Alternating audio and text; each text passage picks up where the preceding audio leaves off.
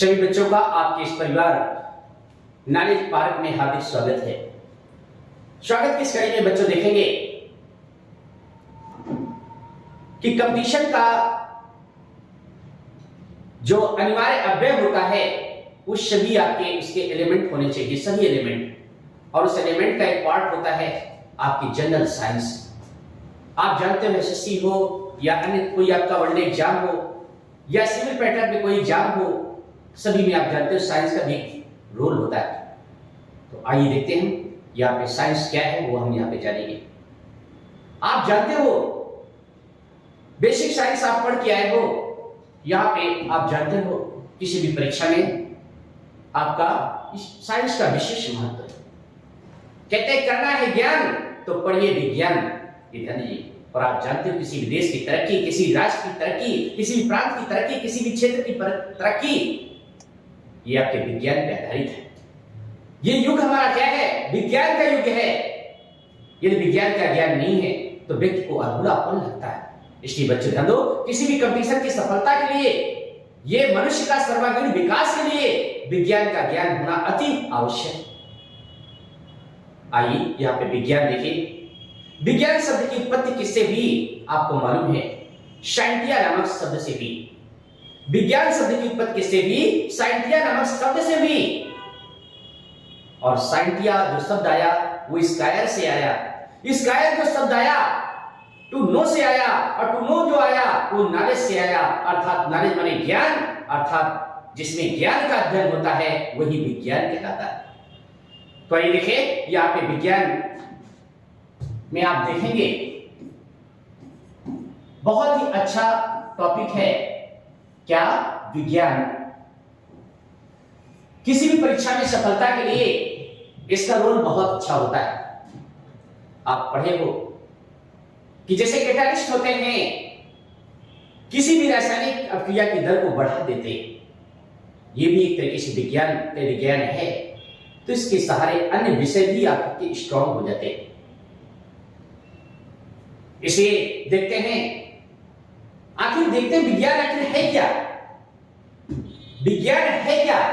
तो देखिए आप लोग जानते हो, सभी लोग जानते हो, आप लोग अच्छे स्टूडेंट हो। ये वीडियो आपकी बहुत ही अच्छी होगी। हम चाहेंगे कि हमारे इस परिवार को पूरा सपोर्ट आप लोग करेंगे, और हम वादा करते हैं आपसे कि जो आपके इंस्टीट्यूट का जो कंटेंट होगा वो बहुत ही अच्छा होगा, सफलता वाला होगा। आप निश्चित तौर पे आप लोग सफल होंगे, निश्चित तौर पर सफल होंगे। तो आइए पहले देखते हैं क्या कि विज्ञान। देखिए विभिन्न प्रकार की परिकल्पनाएं हैं विज्ञान की, लेकिन इस 60 परिकल्पना क्या है जो आप पढ़ के आए हैं? सुव्यवस्थित एवं क्रमबद्ध ज्ञान को विज्ञान कहा जाता है। सुव्यवस्थित एवं क्रमबद्ध ज्ञान को विज्ञान कहा जाता है। आइए देखते हैं आखिर विज्ञान का क्षेत्र बहुत व्यापक है। विज्ञान का क्षेत्र बहुत व्यापक है। इसकी व्यापकता को दृष्टि में रखते हुए, अध्ययन की सुगमता को दृष्टि में रखते हुए इसको 3 पार्टों में बांट दिया गया। तो आइए विज्ञान के 3 पार्ट हैं क्या, वो ध्यान दें। पहला पार्ट है देखिए फिजिक्स। पहला पार्ट क्या है? फिजिक्स। आइए दूसरा पार्ट क्या है आप लोग जानते हो। दूसरा पार्ट क्या है? वो है केमिस्ट्री। केमिस्ट्री। और तीसरा आपका पार्ट जो है तो बहुत खूबसूरत आपका पार्ट है, वो है बायोलॉजी। आइए देखते हैं यहाँ पे biology.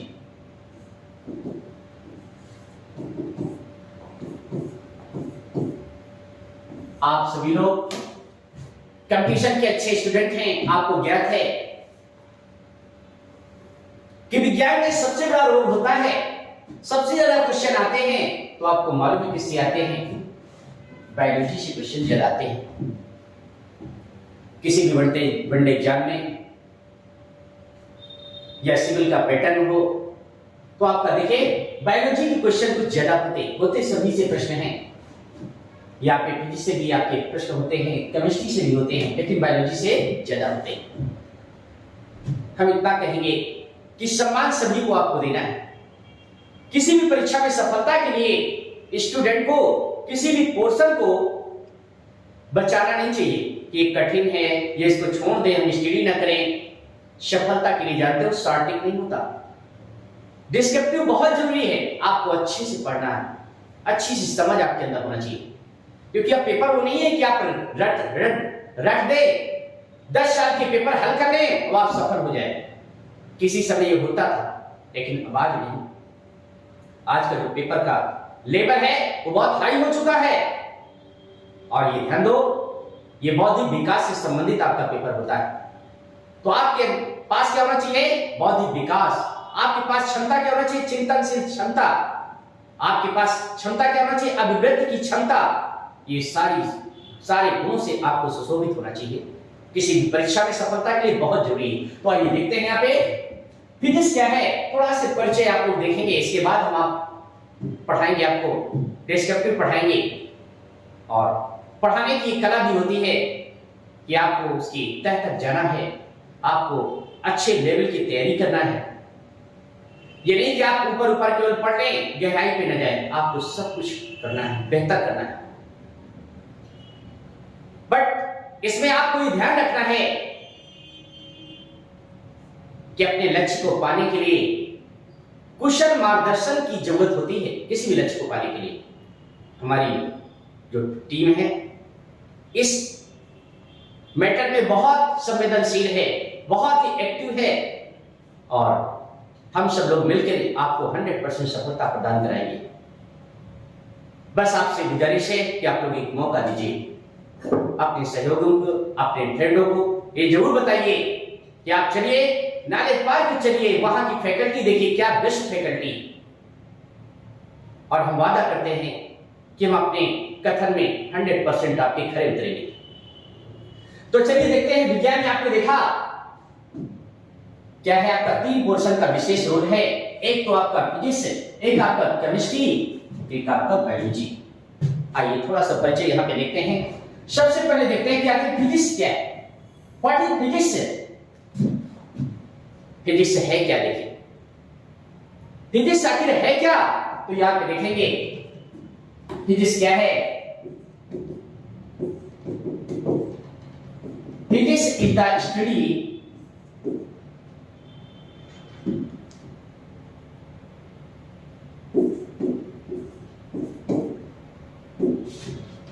Physics is the study of natural thing.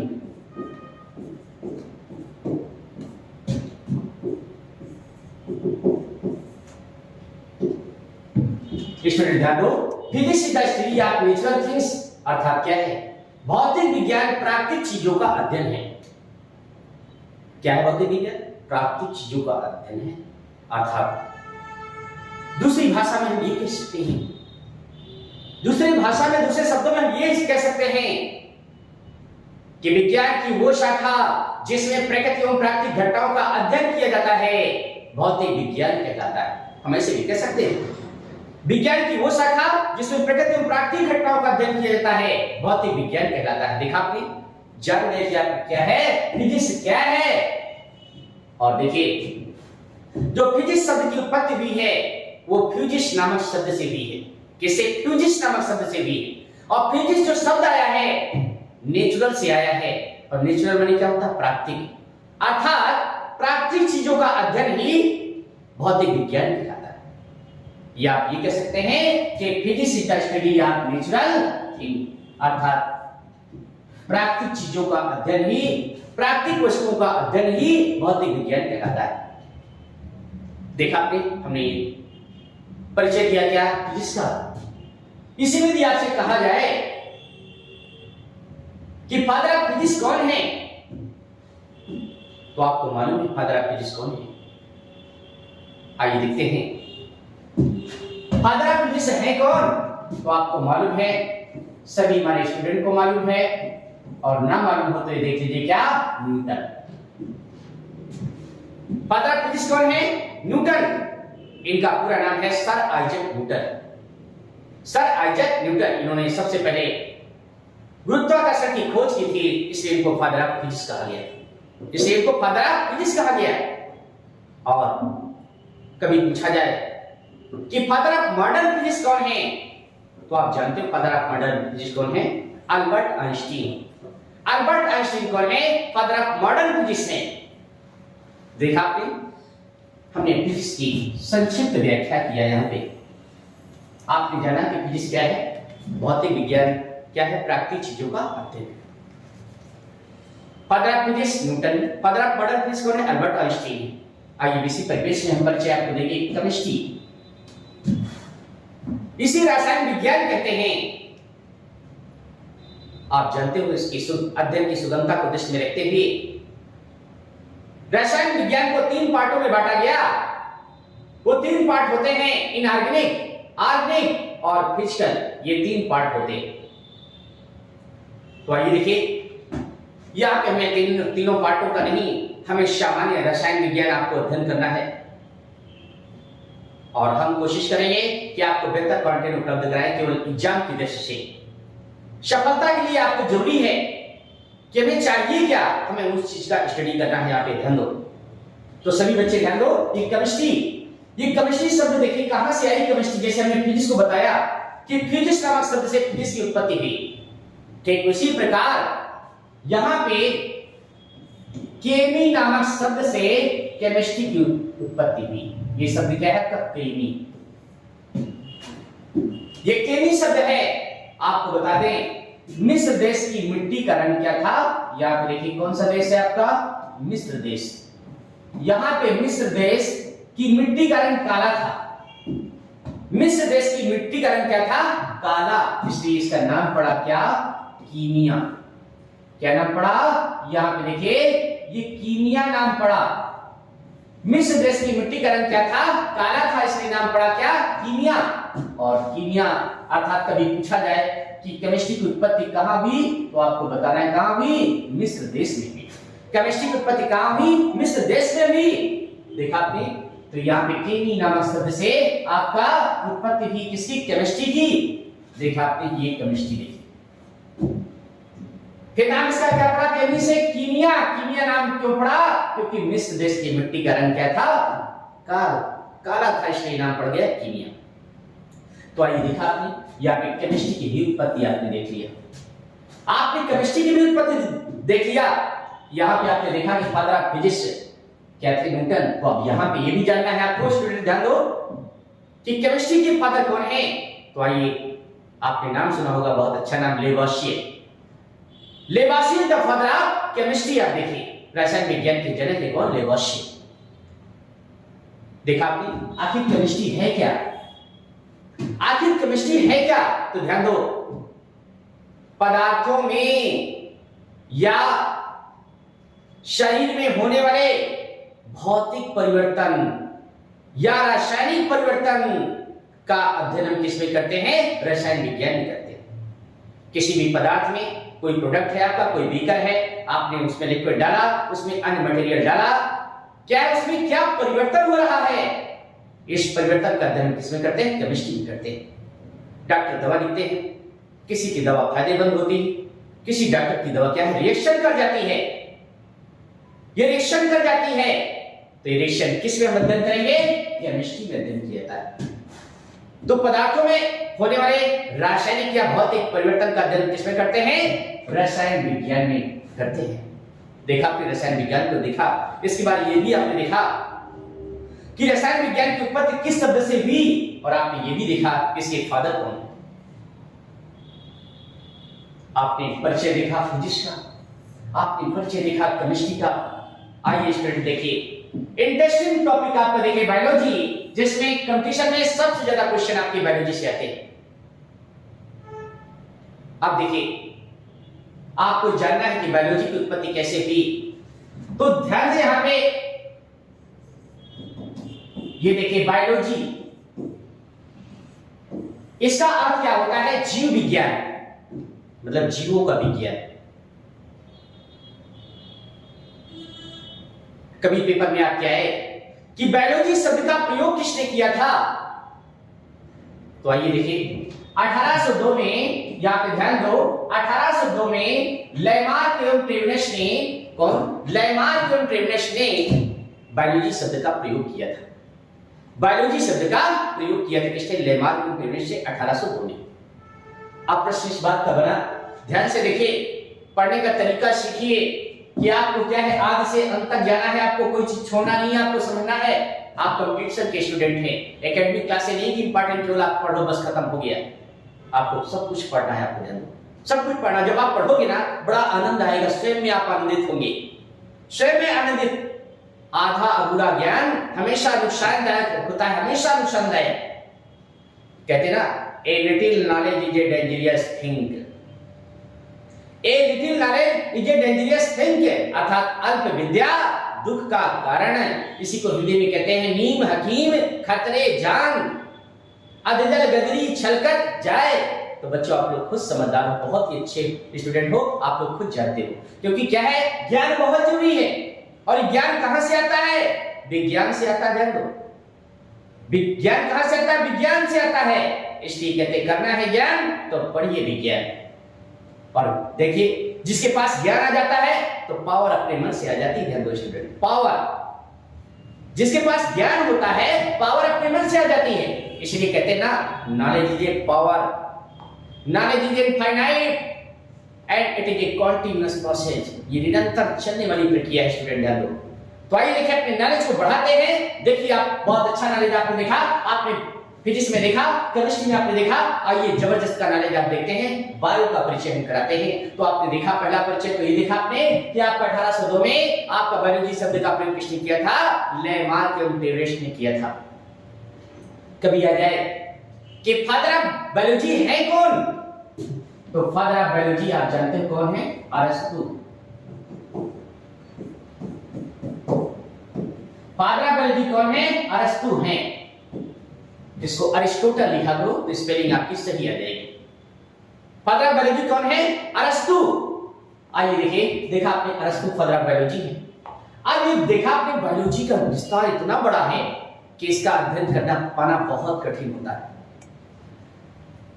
ये इतना बड़ा विज्ञान है कि अध्ययन कर पाना बहुत ही कठिन होता है। इसलिए स्टूडेंट, इसकी सुगमता को दृष्टि में रखते हुए इसे दो पार्टों में बांट दिया गया है। इसको क्या है, आपका दो पार्टों में बांटा गया। वो दो पार्ट कौन है? यहाँ पे ध्यान दो, यहाँ पे पहला आपका देखिए जूलॉजी, क्या जूलॉजी बांटा गया, और दूसरा इसका पार्ट क्या है? बॉटनी। दूसरा पार्ट क्या है इसका? बॉटनी। बच्चों ध्यान दो, यहां से स्पष्ट हो जाता है, आप लोग खुद जानते हो कि जो ये जूलॉजी शब्द आया, ध्यान दो, जूलॉजी जो शब्द आया वो किससे आया? जून और लोगस से आया। किससे आया? यहां पे देखेंगे, जून और आपका देखिए जून प्लस लोगस से आया। और जून का अर्थ है टू एनिमल, टू एनिमल, अर्थात जंतुओं का अध्ययन जंतु विज्ञान कहलाता है।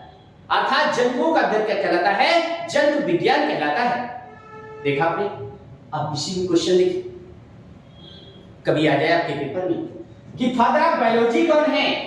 तो देखिए, आपको तो मालूम हो गया ना, अरस्तु। आप पेपर में कैसे पूछ सकता है कि फादर ऑफ जूलॉजी कौन है? या आप देखिए, father of zoology, father of zoology कौन है? यदि ऐसा क्वेश्चन आए तो स्टूडेंट ध्यान दो, इसका भी आंसर यही सेम है, अरस्तु।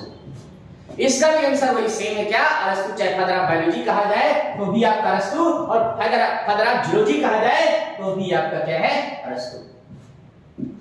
आइए देख लेते हैं, यहां पे एक शब्द क्या है? क्या है आपका? बॉटनी। देखिए, बॉटनी शब्द आपका है जिसमें हम वनस्पतियों का अध्ययन करते हैं। और ये बॉटनी जो शब्द है, ये भी दो शब्दों से मिलकर के बना, बॉटन और लोगस। बॉटन का अर्थ है टू हर्ब, और टू हर्ब इसको हिंदी में कहते हैं साग, बूटी, झाड़ी या पेड़ पौधे, या एक शब्द में हम इसको संबोधित करते हैं वनस्पतियां। अर्थात विज्ञान की वो शाखा जिसमें वनस्पतियों का अध्ययन करते हैं, वनस्पति विज्ञान कहलाता है। जिसमें वनस्पतियों का अध्ययन करते हैं, क्या कहलाता है? वनस्पति विज्ञान कहलाता है। स्टूडेंट ध्यान दो, जैसा कि हम बताते चले आ रहे हैं सभी को वैसे इसको बताएंगे। आप पेपर में कभी पूछा जाए या नॉलेज की दृष्टि से आप देखिए कि कोई पूछे कि फादर ऑफ बॉटनी कौन है, कोई पूछे तो फादर ऑफ बॉटनी कौन है, तो आपको क्या बताना है? थियोफेस्टस। क्या बताना है? थियोफेस्टस आपके फादर ऑफ बॉटनी। यहां पे देखेंगे आपके थियोफेस्टस आपके फादर ऑफ बॉटनी।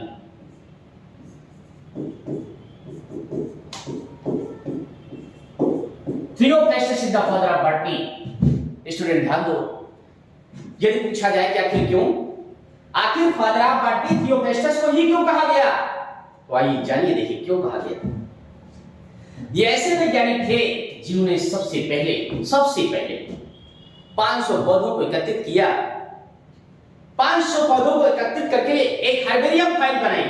आप लोग जानते होंगे सभी लोग हर्बेरियम फाइल, जिसमें सूखे पौधों को एकत्रित करके आपका कलेक्ट किया जाता है, इसके बाद उनका नामकरण किया जाता है। नामकरण करते हैं फादर ऑफ कहते नॉमेनक्लेचर। आपने सुना होगा कभी आ जाए पेपर में कि फादर ऑफ नॉमेनक्लेचर, तो आप जानते हो कौन है? Carolus Linnaeus. कौन है? Carolus Linnaeus. तो देखिए आखिर फादर इनको क्यों कहा गया, क्योंकि ऐसे पहले वैज्ञानिक थे जिन्होंने 500 पौधों को एकत्रित करके एक सूची बनाई और हर्बेरियम फाइल बनाई और उनका नाम के आधार पर वर्गीकरण किया, क्लासिफिकेशन किया। कैसे? Kingdom, division, class, order, family, genus, species के आधार पर इसका डिवीजन किया गया। इसलिए स्टूडेंट ध्यान दो, इनको फादर ऑफ बॉटनी कहा गया, इनको फादर ऑफ बॉटनी कहा गया। बच्चों देखा, हमने पूरी तरह से एक्सप्लेन किया है कि आखिर क्या है आपका फिजिक्स, क्या है, हमने पूरी तरह से आपका स्पष्ट किया है कि केमिस्ट्री क्या है, हमने पूरी तरह से आपको बताने का पूरा प्रयास किया है कि बायोलॉजी क्या है आपका। देखिए इस तरीके से आपको पढ़ाई करना है और आप देखेंगे कि आपका देखिए पूरा कंटेंट आपका जबरदस्त आपका तैयार होगा और परीक्षा में, एक परीक्षा में नहीं बल्कि अनेक परीक्षाओं में आप लोग सफल होंगे। हमारी शुभकामनाएं हैं। तो मिलते हैं नेक्स्ट वीडियो में। ओके।